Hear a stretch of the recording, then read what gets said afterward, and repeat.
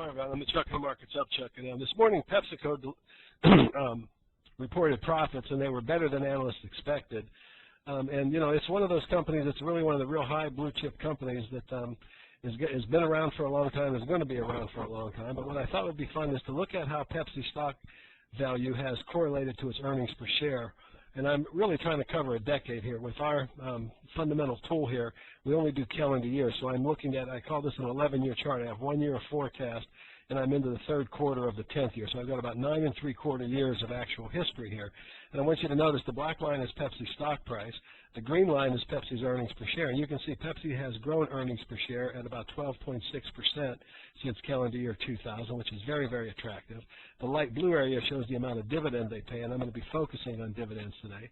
You can currently buy the stock with a 2.8% dividend yield at today's price. But I want you to notice this company is normally traded at a 20 to 2 times earnings multiple, and it's currently trading only at 16.7. So when you look at it historically, during the irrational exuberant period, it was above that. It was even higher than that. It was overpriced.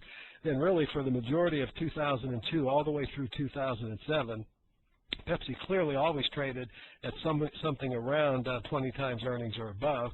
And then, of course, the recession caused the price to drop. There was a little flattening of earnings here, but really not to the extent that the stock price dropped. And so, under normal circumstance, at a normal valuation of 20 times, earnings, Pepsi would be about a $77, $78 stock, and is currently trading at 61. But here's the point. Let's look at the track record that implies this. Now, I want you to notice the stock is overvalued here and kind of in value here based on, pure earnings ratios. So if you look at buying the stock back in 2000, it was overvalued. Your dividend yield would have been only 1.6% instead of the 2.8 you can buy now.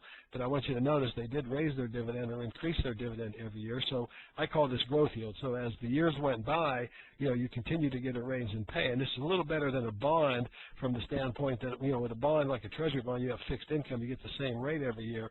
With a good equity like PepsiCo that's growing, you get an actual increase in your dividend each year. And I would expect that to continue so that your yield actually increased rather dramatically by the ninth year or so. You're getting almost a 5% yield starting out with 1.6. Well, keep in mind you're starting out with a 2.8% yield right now, which is it would have taken you 5 years to get that if you bought it in what I would call normal, or actually that was slightly overvalued. So the point of the story is you have a good track record. Here is a company, because it's a blue chip, even though it was overvalued, it still generated a return better than the stock market. From an overvalued position, it generated about 5.8% appreciation, which is okay, I guess, in today's standards. Counting dividends, you would have received almost just under an 8% total return, but you did protect your principal and actually grow it some, where in the market you would have actually lost principal at a compounded rate of 3.3% a year. So, if you're looking at Pepsi today with a forecast growth rate of around 10% by the consensus of the leading analysts, you can see that here in the forecasting chart. 10.5% is what the forecast is. And Pepsi actually guided maybe even a little higher, at least shorter term.